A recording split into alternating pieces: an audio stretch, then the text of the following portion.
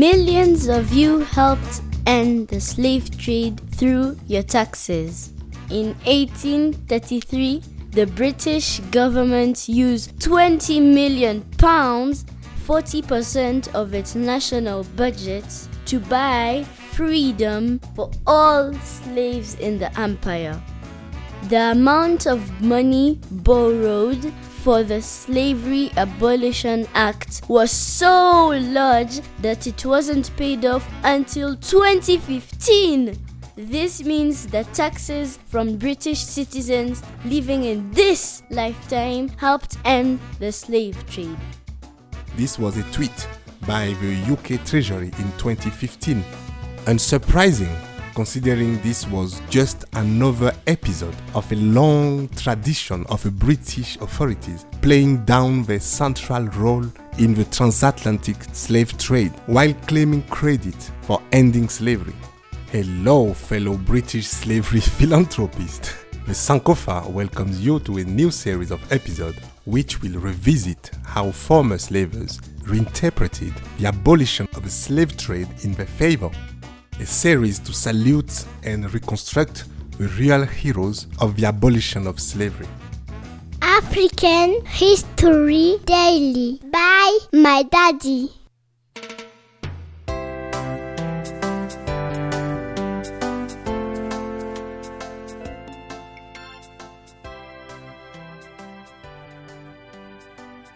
The UK Treasury claiming that British taxpayers helped buy freedom for slaves was a huge, big lie. And here is why. In the UK, trading slaves was actually abolished in 1807, and slavery itself was abolished in 1833. That year, the British government indeed shelled out £20 million, equivalent to about £16 billion today. But that money was definitely not to free slaves. No, and no. That cash was used to line the pocket of 46,000 British slaves owners as compensation for losing their property, the slaves. Having already grown rich off the profit of the slave trade, slave owners grew even richer from its ending. Scandalously, that was what the British taxpayers were paying for until 2015. And let's not forget that money used to pay the slaves owners was itself made out of the blood and sweat of the slaves meant to be freed. What an irony. So in fact, those slaves worked hard to pay for their own freedom. So let's get this straight. On the list of people who ended slavery, the British government does not appear high up on the list, if at all it appears. The people who ended slavery, the real heroes of abolition, were first and foremost the slaves themselves, who revolted countless times everywhere in multiple slavery locations. That was the case of Mulato Solitude and Louis Delgres in French Caribbeans, Toussaint Louverture in Haiti, Carlota Lucimi, known as La Carlota Negra in Cuba, the Ghanaian slave lady called Breffu in the Danish West Indies, etc. The list goes on and must include, of course, the great Samuel Sharpe, who led the well-known Jamaican slave rebellion in 1831, which had a direct impact in the voting of the British Abolition Act 2 years later. If names of white heroes were to be cited, then it would be those of the members of the Religious Society of Friends, also known as Quakers. As opposed to other religions, Quakers were convinced that slave owning was not consistent with the Christian doctrine. Well, let's come back to the Quakers in a separate episode of this series. Abolition was therefore the result of concurrent and collective actions deployed simultaneously on both sides of the Atlantic. As you can see, yes, there were some British abolitionists, and of course, it is true that Britain was one of the first countries to have abolished slave trading, and also yes, Britain used its military, naval action and financial pressures to enforce and effectively end the traffic. All that is true, and since then, the UK has been using those actions as a moral capital to redeeming the troubling colonial and slavery past. But sorry, Britain, all that is still not significant enough to absolve you on your monumental role during the slave trade, especially given the massive profit gained during it and afterwards.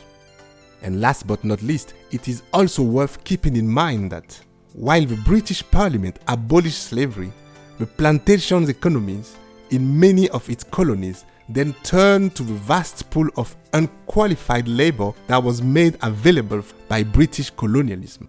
Maybe it was not as bad as slavery, but it was not a whole lot better either. Anyway, I'm going to send this version of Abolition of Slavery to the UK Treasury, along with the tuition fees for this history class.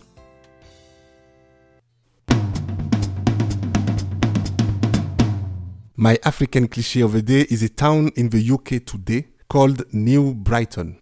New Brighton was founded by a man called James Atterson. In 1830, Atterson purchased 800,000 square meters of heathland and sandhills, aiming to build houses which should have uninterrupted views of the sea. Now, when you Google this seemingly smart guy's name, you may get the website at uk.org, which says, I quote, Atherton was in business in Liverpool and developed property in Everton before turning his attention to the Asiates and developed northern end of the Wirral Peninsula that was to become New Brighton. However, what this website doesn't say about Atterson is that he was also an important slave ship owner, one of the main ones, and made his fortune out of slavery and the abolition subsidies provided thereafter by the British government. Why did they forget to mention this information to the art buyer? It was not that difficult to find it, since it's well written in the Liverpool Registry of Merchant Ships on page... which page again? On page 209. Thank you.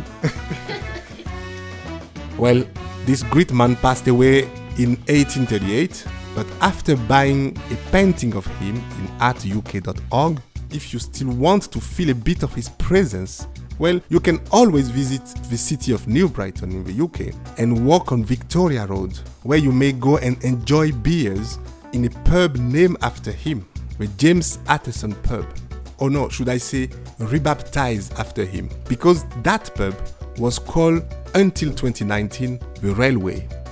Wait, also, if you pay attention when you are in the car park, you may also notice the large image of Martin Luther King almost opposite to the James Atterson pub. What do you think these two are chatting over? The condition of black people in the UK? Or the impossible task of decolonizing European cities? See you on the next flight. Thank you and goodbye. Elementary, my dear Watson.